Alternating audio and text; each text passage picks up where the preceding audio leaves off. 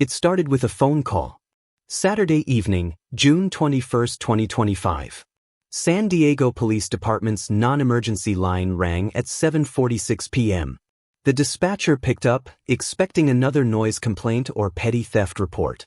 Instead, a quiet but trembling voice came through. "My sister didn't come home," said the caller. "She always comes home. Always."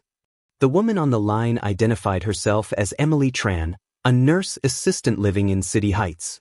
Her older sister, Angela Tran, 48, had left their shared home around 9 a.m. that morning, saying she had errands to run near Linda Vista. Nothing unusual. She took her handbag, wore a light blue sweater and jeans, and even reminded Emily to take the laundry off the line if it rained. But she never came back. Angela wasn't the kind of woman who disappeared without notice. A single mother with 2 children, Marcus, 18, and Ellie, 12, she structured her life like clockwork. Grocery shopping every Saturday morning. Dinner always on the table by 6 p.m. Math tutoring for Ellie after that. Single. So when 9 p.m. came and her phone still went to voicemail, Emily's hands started to shake. The dispatcher listened carefully, typing it in as a routine, missing person, flagged low urgency. After all, Angela was an adult. No signs of foul play yet. The officer politely advised Emily to wait 24 hours before filing an official report. But something about that call lingered. The quiet tremor in Emily's voice. The words she kept repeating. "She always comes home. She always comes home." The hours that followed. At 10:10 p.m., Detective Jorge Ruiz of the Missing Persons Unit happened to review the report as part of his weekend night shift. A 15-year veteran of the force, Ruiz had a gut for patterns. And something about this one, a mother disappearing in broad daylight, no activity on her credit cards, no outgoing messages, didn't sit right. He made a note to escalate the case the following morning. By sunrise on June 22, Angela's disappearance had officially become an active investigation. Detective Ruiz and Officer Shelby Brooks began tracing her last known movements. Angela's phone had pinged a cell tower near Convoy Street at 9:48 am the previous morning, a neighborhood known for Asian groceries, cafes, and supply stores. But the signal stopped moving after 10:12 a.m. Not powered off, just stopped. At 11:45 a.m., they checked public transit footage. In one bus camera feed, time-stamped 9:51 a.m. on Route 44, Angela was seen sitting beside a man. He wore a black baseball cap and a surgical mask, his eyes downcast. Angela appeared calm, even smiled once, but what stood out was how little they interacted. As if they weren't friends or lovers. Just 2 strangers headed to the same place. But that man would become the center of the storm. A life anchored in routine. Back at home, Emily tried to keep her composure for Marcus and Ellie, but her hands trembled when folding the laundry Angela had reminded her about. Angela Tran had lived in San Diego for 30 years. Born in Vietnam, she immigrated in the early 90s with her parents and 2 younger siblings. When their parents passed, Angela became the rock. She married young, divorced early, and raised her children on a single income.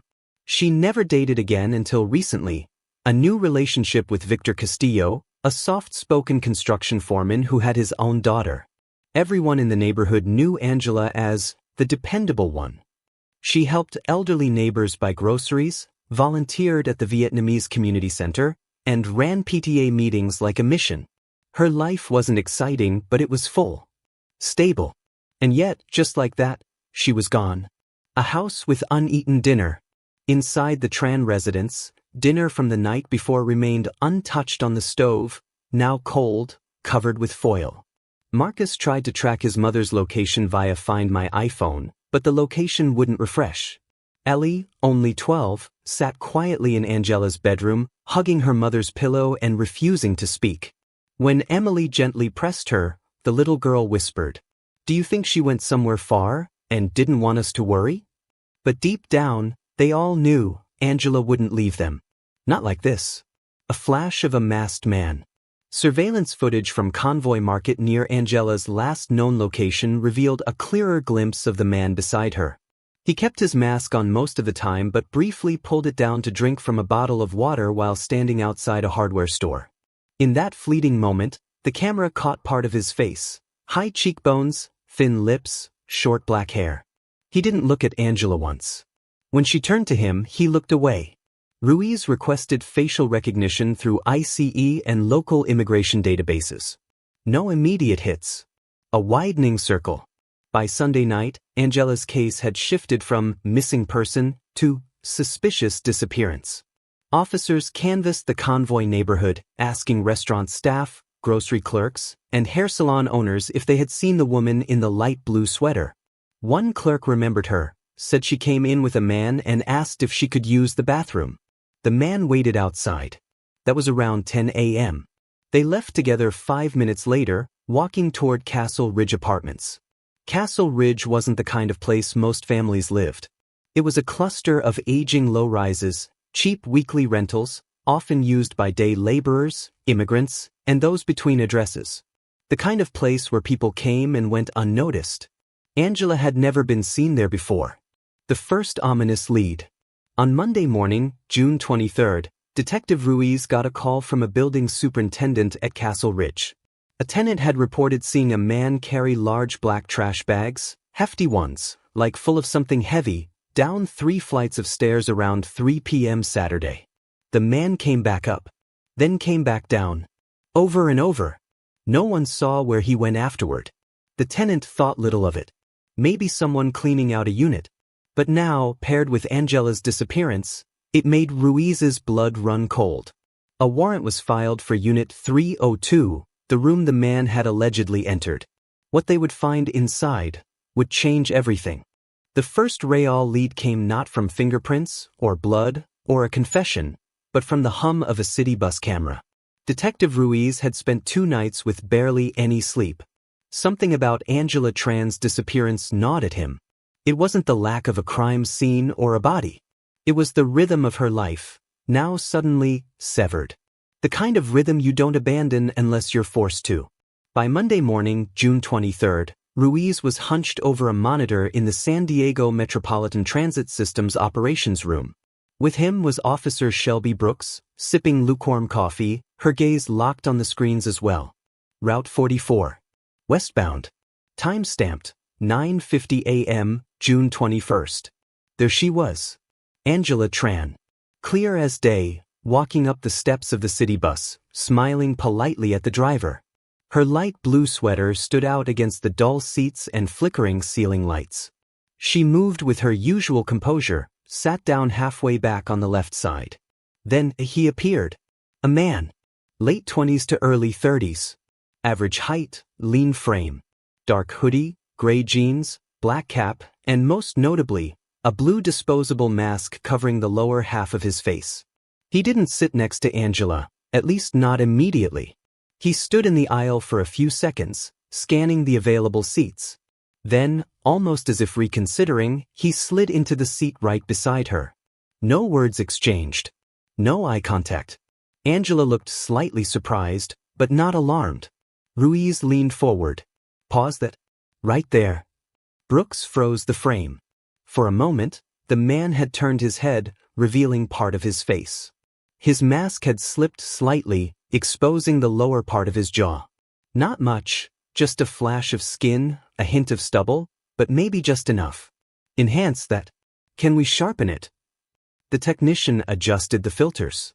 The man's face remained partially obscured, but another camera, one positioned near the back of the bus, caught him from a slightly different angle.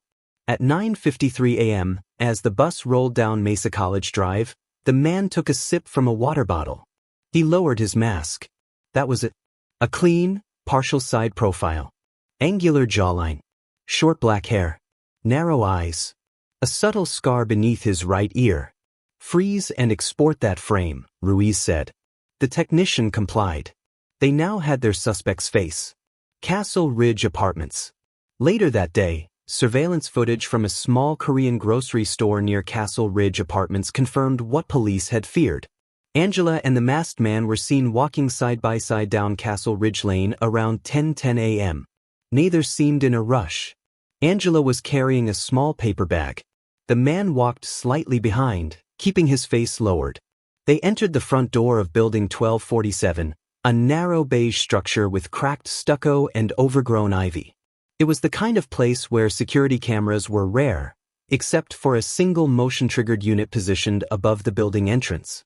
That camera recorded them entering at 10:12 a.m., and it never recorded Angela coming out. The trash bags. By 3:06 p.m. that afternoon, the same security camera triggered again. The man emerged alone. His hoodie was off now, replaced by a plain black t-shirt. He carried a large black garbage bag slung over one shoulder. He paused briefly at the edge of the frame, looking both ways, then disappeared. At 3:21 p.m., he returned, this time with a second bag. Same size. Same type. He made 3 trips in total. Each time, he looked more rushed. On the final trip, he held the bag differently, tighter, almost like it was heavy in the wrong places. Ruiz stared at the screen in silence. Brooks whispered what they were both thinking. He didn't just kill her. He dismembered her. The room upstairs. Castle Ridge's landlord, a quiet man in his 60s named George Abadi, told police that Unit 302 had been rented just 2 days earlier by a man with a strong accent. No ID provided. Just cash, $300 upfront for the week. He called himself Nate, George said. Didn't talk much. Said he just needed a place to sleep. The police obtained a warrant within hours. When they entered Unit 302, the air hit them like a wall. Bleach. Something chemical and sharp. And beneath it, a smell harder to define. Metallic. Sour. The room was small, maybe 120 square feet. A fold-out cot. A stained mattress. A chair. Nothing else. Except the walls. Faint reddish streaks stretched across the peeling paint. Dried, but unmistakable. In the bathroom, they found 2 open bottles, one bleach, one multi-surface cleaner. Both half empty. Both still uncapped. Under the cot was a broken wooden knife handle, stained dark. Confirmation. Back at the lab, luminol revealed what eyes could not. The bathroom tiles lit up like a galaxy. Spatter on the ceiling. Under the sink. Along the grout lines. Angela's DNA was found in every sample. The knife handle bore 2 sets of prints. One belonged to Angela. The other was unidentified. But the partial match from the bus camera, enhanced and cleaned up, gave them something more. They entered the image into the DHS and ICE facial recognition system. Within 6 hours, a name came back. Nathan Vo, Vietnamese national. Entered the U.S. in 2022. Applied for asylum. No employment records. No criminal charges on U.S. soil. But the note attached to his file sent chills down Ruiz's spine. Interpol notice. Former murder suspect in Vietnam. Fled jurisdiction. Case unsolved. No mistake now. Ruiz looked at the file again. Then at the grainy footage. Then at Angela's family photo, still resting on his desk. She was gone. And they finally knew who was responsible. But Nathan Vo was already out there, moving again, disposing bags, wiping phones, erasing footprints. The clock had started ticking. And if they wanted to catch him, they had to move fast. There's a silence that only death can leave behind. A silence you can't scrub clean. Unit 302 of Castle Ridge Apartments sat at the end of a 3rd-floor corridor, the kind of place you forget even as you stand in front of it. Beige door, peeling paint, a tarnished number plaque hanging crooked. No name on the mailbox. No welcome mat. Just 3 deadbolts and a hallway that smelled like old carpet and cigarettes. It was late afternoon on June 23 when detectives Ruiz and Brooks returned with a signed warrant and a team from forensics. The building's landlord, George Abadi, stood nervously near the stairwell, rubbing his hands together. He paid in cash, George repeated for the 3rd time. No ID. Just said his name was Nate. Needed it for a week. No one knew who he was. No one remembered him leaving. When they forced open the door to Unit 302, no one spoke for a few seconds. There was no body. But it didn't matter. What they found inside told the story anyway. The scene. The room was no larger than a prison cell, maybe 10 by 12 feet. The floor was old laminate, partially warped from water damage. The single window was shut tight, blinds drawn, one corner taped with cardboard. There was a metal fold-out cot, its mattress thin and sunken in the middle. A towel lay draped over it, but what caught everyone's attention was the floor beneath, faint red-brown streaks that trailed out toward the bathroom. The walls were worse. It started as small specks on the baseboards, near the outlet covers. Then it spread, larger blotches, splattered stains on the far wall, the kind that looked like paint at first glance. But they weren't paint. It was blood. Patterned. Violent. Ruiz stepped in first. The stench hit immediately, a mix of bleach, mold, and something else. Coppery. Brooks covered her mouth. Jesus. Forensic markers. The CSI team began marking every stain, every trace. Luminol was sprayed.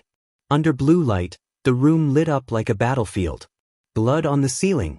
Blood on the sink. Blood inside the gaps between tiles. The killer had tried to clean. That was obvious. The floor had a streaky sheen, a film left by some over-the-counter cleaner. 2 plastic bottles were found in the bathroom, one bleach, one multipurpose solution, both half-empty and uncapped. A broken wooden knife handle was discovered underneath the cot. No blade. Just the handle, stained and cracked. It looked like something pulled straight out of a kitchen drawer, not a combat weapon. But that made it worse. It was domestic. Familiar. Ruiz picked it up with gloved hands and examined the base. Faint threads of black fiber clung to the edges. Trash bag fragments. The cleaver theory. The lab results would later confirm what everyone feared. The knife belonged to a cleaver, the kind used to break down large cuts of meat. Angela Tran's blood was present on the handle, the walls, the grout. Everywhere. There was no sign of a struggle. No overturned furniture. No broken lamps. Which meant one of 2 things. She never fought back. Or he attacked her from behind. The splatter pattern suggested multiple impacts. Not one blow, but several.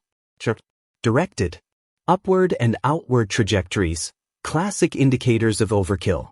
But what shocked even the most seasoned investigator was the ceiling. Blood arced above eye level. The kind of force needed to send blood that high wasn't random. It was rage. Evidence in the cracks. The forensic team didn't just look at the big picture. They got on their knees, checked under the cot frame, inside the drain, behind the toilet. They found thread-like pieces of black nylon, the same texture as industrial garbage bags. In the closet, nothing. Completely empty, not even a hanger. But on the floor sat a single piece of crumpled packing tape, about 6 inches long. One edge curled slightly, with fibers stuck to the adhesive, likely used to seal the bags. There were no fingerprints on the door knobs, the faucet, the light switches. Everything had been wiped. Everything, except the bleach bottle. On the side of the bottle were 2 partial prints. Angela's right thumb. And another set that didn't match her. That second set was entered into the AFIS system. A hit came back within hours, not from a U.S. citizen, but from the Department of Homeland Security's Immigration Fingerprint Database. Nathan Vo. Age, 33. Entered the U.S., February 2022. Method, maritime smuggling, undocumented. Status, pending asylum review. History, suspected involvement in a homicide in Vietnam, 2019. Never stood trial. Detectives canvassed the surrounding streets and alleyways. Behind a row of dumpsters about a block from Castle Ridge, they found a series of dark stains on the pavement. A cleanup crew had already cleared most of the area, but fluorescent chemical tests picked up residue. Beneath one dumpster was a torn strip of black plastic, heavy-duty bag material. It matched the fibers found in room 302. They never found the bags themselves. But the pattern was clear. Nathan Vo had taken Angela's body, dismembered her, and disposed of the remains piece by piece. The room was his slaughterhouse. The neighbors. Detectives knocked on doors throughout the building. Most tenants spoke little English. Many were undocumented. But a Vietnamese interpreter helped bridge the gap. Apartment 304, a young couple, said they heard voices in Vietnamese around noon on Saturday. Followed by loud banging. Then, nothing. I thought maybe they were fighting, the man said. But then it got really quiet. Not like someone left. Just ended. Another tenant, an older woman on the second floor, said she passed a man carrying a heavy bag down the stairs that afternoon. He looked tired, she recalled, like it was hard to carry. But he smiled at me. I didn't think anything of it. The gravity. Back at the precinct, Ruiz stared at the photos on the whiteboard. Angela's last bus ride. The knife handle. The bleach bottle. Room 302. Still no body. But the case had crossed a threshold. Angela Tran was no longer just missing. She had been murdered. And the killer was loose.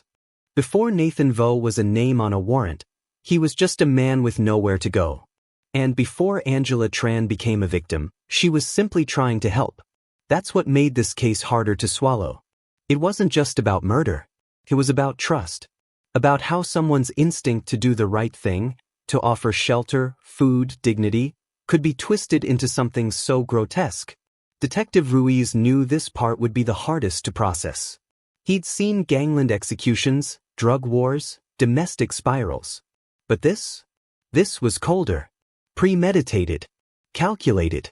And it started long before the room at Castle Ridge. Just trying to help a fellow Vietnamese. Back in April, just 2 months before her disappearance, Angela met Nathan for the first time.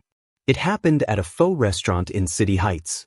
She worked part-time as a bookkeeper there on weekends. He came in one rainy afternoon, wet hoodie, backpack slung low, the kind of eyes that didn't meet yours. Angela asked if he needed help.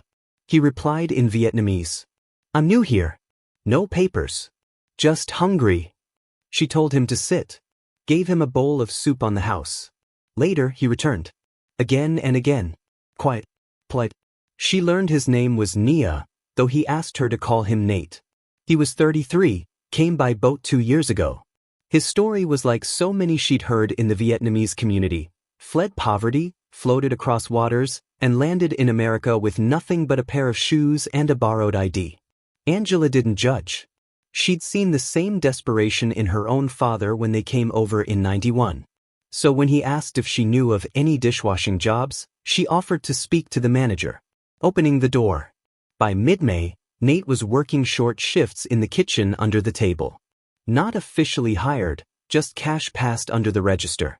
Angela even let him sleep on her couch for a few nights when he said the shelter was full. Marcus and Ellie didn't love having a stranger in the house, but Angela assured them it was temporary. "He just needs a leg up," she told Emily. "Someone helped our family once, remember?" Her sister was cautious. Emily worked at a hospital and had seen what desperation could do to people. "You don't even know this man," she warned. "Angela, just be careful." Angela waved it off. She believed in second chances. Warning signs. It didn't take long for cracks to show.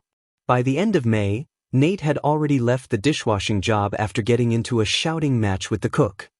He said he was being disrespected. A week later, Angela found some cash missing from her purse. She didn't confront him directly, but after that, she stopped leaving her handbag in the kitchen. He became moody. Sometimes disappeared for days. Then suddenly showed up again at her workplace, always apologetic. "I messed up," he'd say. "You're the only person who's been kind to me. I just need a little more time." One night he showed up drunk. Angela was just locking up the faux restaurant when he stumbled toward her, slurring his words. "You think you're better than me? Huh. You just give me scraps like I'm a dog. I know you've got money, Angela." She tried to calm him down, said they could talk later. But he grabbed her arm. One of the busboys saw it happen and ran out to intervene. Nate left, but not before throwing one last sentence over his shoulder. "You'll regret this." Angela never told her kids about the incident. Not fully. But she did mention to Emily, just a few weeks before she disappeared, that Nate had borrowed $800 from her back in May. Said he needed it to get papers sorted through a contact in Tijuana. He never paid her back. When she followed up, he grew cold. Dismissive. That's when she cut off contact completely. She blocked his number. Told the restaurant staff not to let him back in. It seemed to work. Until June 21st. The day she vanished. The setup. Looking back, it was a setup from the beginning. The way Nate had offered to meet and return the money. Said he felt guilty. Asked Angela to meet him near Convoy Street so he could pay her back in person, and, in his words, make things right. He even offered to buy her lunch. Angela was skeptical. But something inside her, maybe hope, maybe that same stubborn kindness, told her to go. She left her house around 9 a.m. Told Emily she'd be back by noon. She never returned. The motive? For investigators, the motive was becoming clearer. Nathan Vo had lost control of his narrative. He was jobless, undocumented, and running out of options. Angela had become a threat, not because she was dangerous, but because she saw through him. She knew what he'd done. She had cut him off. He owed her money. He couldn't repay. And in his twisted, bruised ego, that turned her from benefactor to enemy. But there was more. Ruiz found out through IC records that Nathan's asylum status was in jeopardy. He'd been flagged for review. There were whispers he might be deported within the year. If Angela reported him, if she exposed his real name, his background, his violent behavior, he could lose everything. So he made a plan. He rented a room, bought bleach, found a knife, and told her to come meet him one last time. The cost of compassion. Angela didn't know she was walking into a trap. She thought she was giving him one more chance. Instead, she gave him an opening. And he took it. Before room 302. Before the bleach. Before the lies, the mask, the bags. There was a fishing boat drifting off the coast of Quang Ninh Province, Vietnam. It was overloaded, underfueled, and pushed into the South China Sea by desperation. On board was Nguyen Van Nia, later known in California as Nathan Vo, 31 years old, carrying nothing but a fake ID, a scar above his right ankle, and a tattoo he would later try to burn off. That was 2 years before he killed Angela Tran. And his descent didn't begin in San Diego. It began much earlier, in the margins of Vietnamese society, where lawlessness wasn't the exception but the rule. Born in the shadows. Nia was born in 1992, in a small hamlet outside Bac Giang Province. His family lived in a cement house with no indoor plumbing. His father, a rice farmer. His mother, a factory worker who packed tea leaves 6 days a week. They had 4 sons. Nia was the second, the most withdrawn. Neighbors described him as a quiet boy who rarely made eye contact but had a temper that could snap like dry bamboo. He didn't finish school. By 16, he was working in construction. By 19, he was gambling in backrooms, cockfights, underground cards, football matches bet on with loaned money and borrowed luck. Then came the fight. The killing in Lang Son. Official records from Vietnamese police were sparse. The case was never resolved. But interviews obtained by the Department of Homeland Security revealed fragments of the story. In 2019, Nia was involved in a fight outside a billiards cafe. The victim, a 21-year-old man from a rival group, stabbed 3 times with a broken bottle. He bled out before paramedics arrived. Nia vanished 2 days later. No trial. No arrest. He reportedly moved south to Ho Chi Minh City under a different name.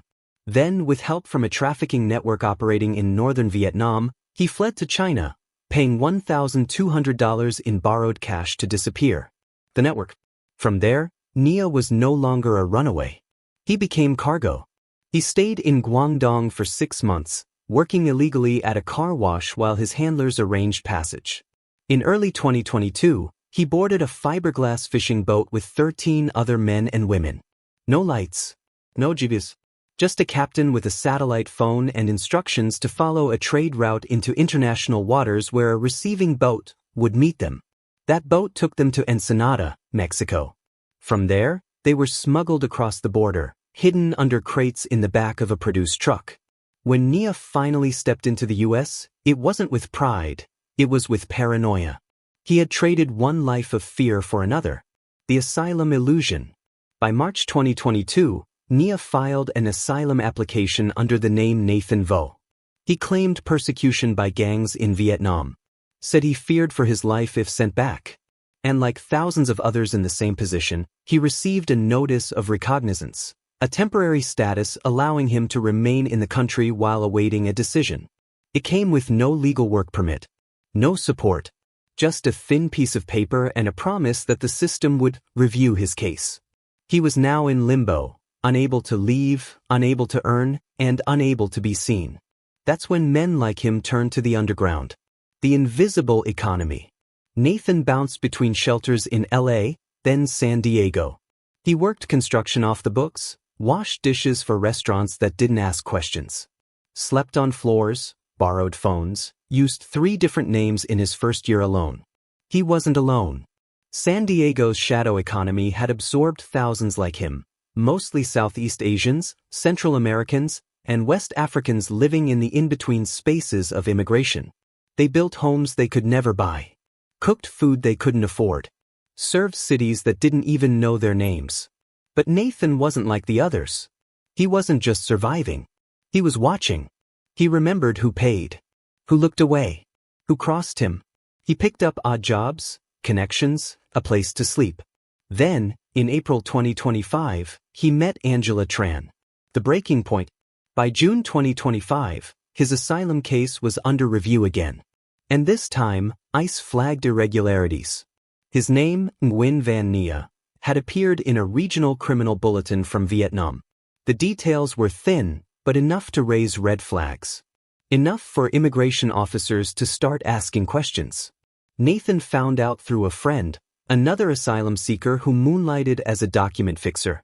They're gonna recheck everything, the man warned. If you gave them a false name and they catch it, you're gone. Nathan panicked. That's when Angela blocked him, stopped answering his messages, refused to give more money, told her sister she was done with helping ghosts. In Nathan's fractured mind, she had become a threat. Not a person, not a woman, not a mother. The threat. Someone who could undo what little stability he had. And in his world, threats had to be eliminated. A killer's mind.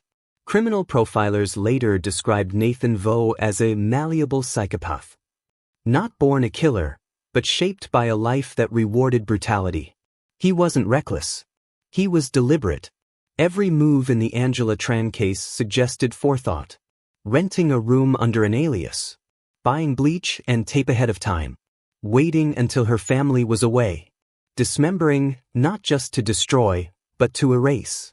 Cleaning, not just the room, but himself. No fingerprints on light switches, no DNA left behind except what was impossible to remove. He had done this before, or had thought about it for a long time. Either way, this wasn't his first violence. Only his first in America. The dark reflection. Detective Ruiz stood over the board in his office, one side showing Angela's face, the other side showing Nathan's. 2 lives that never should have crossed. A woman who gave. A man who took. In the middle, a shredded map of a city that had unknowingly harbored a killer for 2 years. Ruiz whispered to himself. He didn't just cross the border. He crossed the line. And now, he's running again. If there was one person who knew where Nathan Vo went after June 21st, it was her. Linda Pham. 25 years old. Vietnamese national. Asylum seeker. No work permit. No permanent address. No criminal record.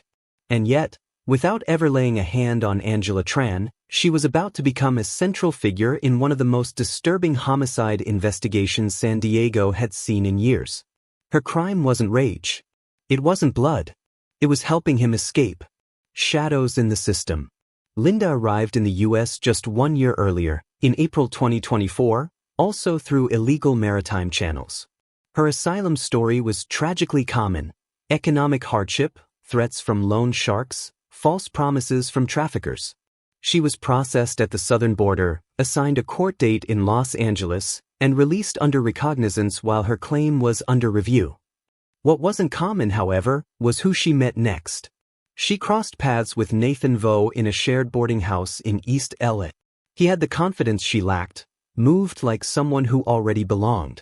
He told her he had connections, could get her work, even help fix her immigration paperwork. She believed him. At first, twisted love. Over the following months, they became close. Nathan never showed his temper to her. He was affectionate, oddly protective.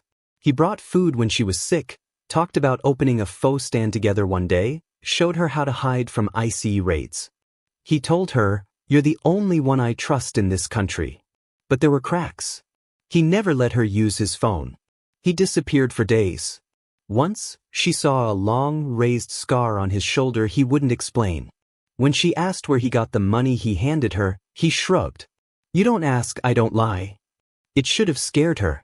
But when you live in the shadows, you learn to trade fear for survival. June 21st. That evening, Linda hadn't seen Nathan since early morning. Around 6:40 p.m., he appeared outside the small apartment she subleased in the Linda Vista neighborhood. His clothes were different. He was sweating, jittery. He didn't say hello. He said, "I need you to help me leave tonight." She didn't ask why. Not at first. He told her they had to change locations. That someone was after him. He handed her a black trash bag and told her to pack everything she could in 10 minutes. When she tried to speak, he raised his voice, not in anger, but with urgency. "If you don't help me now, you'll never see me again." Over the next 2 days, Linda helped Nathan switch locations 3 times. Motel in Chula Vista.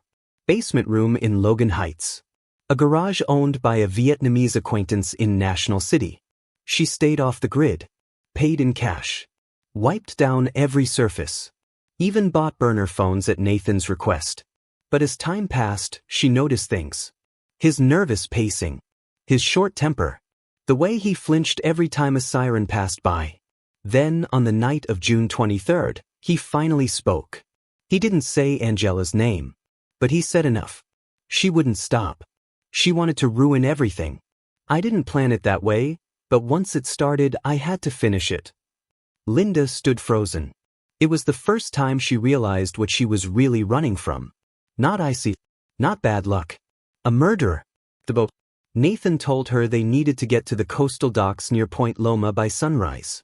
He had a contact, someone who owed him a favor. A small fishing vessel would take him into Mexican waters, and from there, he could disappear into Central America or, eventually, back into Vietnam. She didn't know if the contact really existed.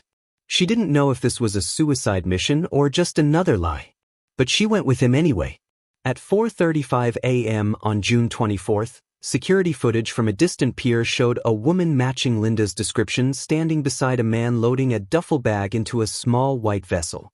It was foggy. Visibility was low. But investigators later confirmed the man in the clip was Nathan Vo. It was the last time anyone saw him. Detectives traced Linda through phone triangulation and social media patterns. She had used a burner phone, yes, but slipped once when she called a cousin in Little Saigon using her original number. They found her on June 25th, hiding in a rented room in Shamrock Motel off El Cajon Boulevard. She didn't resist.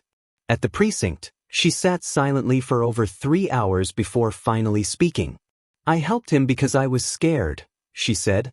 "Scared he'd leave. And scared he'd turn on me." She told them everything, from the phone call on June 21st to the final moments on the dock. "He said he'd erase me too, if I didn't help." Evidence.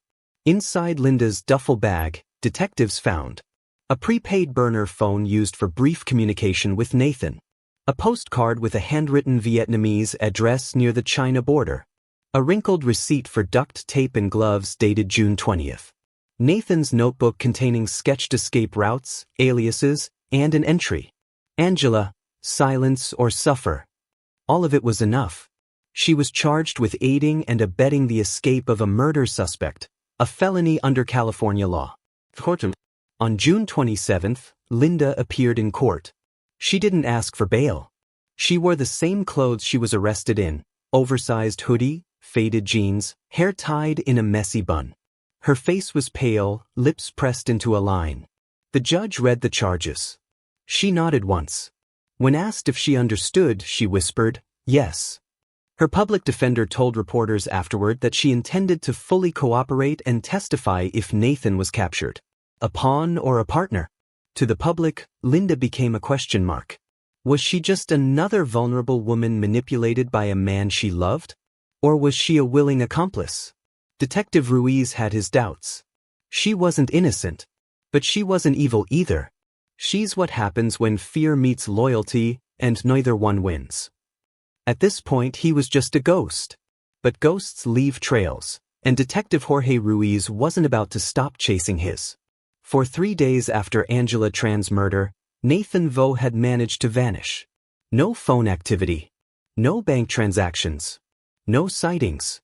The man who had once slept on bus benches now seemed to have mastered the art of erasing himself. But to seasoned investigators, vanishing isn't magic, it's logistics. Every escape leaves residue. And now that Linda Pham had talked, the search entered a different phase. They no longer had a missing person. They had a manhunt. Operation Iron Wake. By June 28, 2025, San Diego PD officially escalated the Vo case to interagency fugitive level. An arrest warrant was issued for first-degree murder, body concealment, and unlawful flight from prosecution. Homeland Security assigned a liaison. The U.S. Coast Guard was looped in to scan port departures from Point Loma to Baja. Interpol issued a red notice, a global alert for Nathan Vo, aka Nguyen Van Nia. Vietnamese authorities were formally contacted via legal attaches in Hanoi. They knew the chances of catching him were narrowing. But they also knew something else. Nathan wasn't done running. And every fugitive makes a mistake. The Mexico possibility. Based on Linda Pham's testimony, authorities suspected that Nathan boarded a vessel bound for Ensenada, a Mexican coastal city long known for smuggling activity. If he made it across the border by sea, he had 2 possible next steps. Stay in Baja under a false identity, blending into migrant communities. Move inland toward Mexico City or the Chiapas region, from where undocumented individuals often slip back into Southeast Asia through illicit routes. Interpol agents in Mexico were placed on high alert. Immigration checkpoints were quietly briefed. U.S. and Mexican coastal authorities exchanged port footage for cross-reference. But no definitive sighting was made. The Vietnam dilemma. Another possibility loomed darker: Nathan returning to Vietnam. It would make sense. He spoke the language, had family ties in Bac Giang, knew local terrain, and, cruelly, he was already familiar with how to live as a fugitive there. But there was a problem. The U.S. and Vietnam do not share an extradition treaty. If Nathan reached Vietnamese soil and went underground, there was no guarantee the U.S. could bring him back, at least, not without long, tangled diplomacy. Worse, he already had an unresolved murder charge in Vietnam. If arrested there, he would first face trial for his 2019 crime, possibly delaying or blocking any attempt by the U.S. to prosecute him for Angela Tran's murder. Detective Ruiz hated that possibility most. Because in his mind, justice wasn't negotiable. Silent evidence. Meanwhile, Angela's family grieved in silence. Her son Marcus stopped answering media requests. Her daughter Ellie, only 12, began therapy for trauma. Emily, her sister, sat through every legal proceeding involving Linda Pham without ever making eye contact with her. "I don't hate you," she once whispered in court, "but I will never forgive you." Linda had formally agreed to testify in any future trial against Nathan. In exchange, prosecutors would consider a lesser sentence, possibly a plea deal for accessory after the fact instead of aiding a fugitive. But that would depend on her cooperation, and whether Nathan was ever caught. A new lead? On July 3rd, a small break came. An immigration officer in Shenzhen, China flagged a man entering via sea route with documents matching a known forgery pattern traced to Southeast Asian trafficking rings. The man bore similar facial structure and height to Nathan Vo. He was detained for questioning. But within 24 hours, Chinese officials reported that fingerprint scans did not match. It wasn't him. Another dead end. Another ghost. Justice delayed, not denied. By mid-July, the case file for Angela Tran had grown thicker than most solved murders. Dozens of surveillance images. Forensic reports from room 302. Linda Pham's taped confession. Bus footage. Immigration records. 3 separate psychological profiles of the suspect. But no trial. Because there was no man in the defendant's seat. Ruiz stared at the empty chair in the interrogation room, the one they had prepared for Nathan. He lit a cigarette, sighed, and said to no one in particular, "He's not done yet. That's the problem. The city that remembers." The Vietnamese community in San Diego held a memorial for Angela in early August. Hundreds attended, not because she was famous, not because she was perfect, but because she was real. A woman who opened her door, fed the hungry, believed in second chances, and was destroyed for it. Pastor Min Lu spoke during the service. His voice shook only once, when he said, "Angela died because she was kind, but we cannot let her death make us cruel." Closing thoughts, a voice-over ending. Sometimes, evil doesn't come through the front door. It comes through the back alley, hungry and grateful and covered in stories that sound like your own. Nathan Vo didn't kill Angela for money. He killed her because she saw him, saw what he really was, and dared to walk away. In the end, he didn't escape justice. He escaped now. But that clock is ticking. And justice doesn't forget. Case status, suspect at large. Charges filed. Trial pending upon apprehension.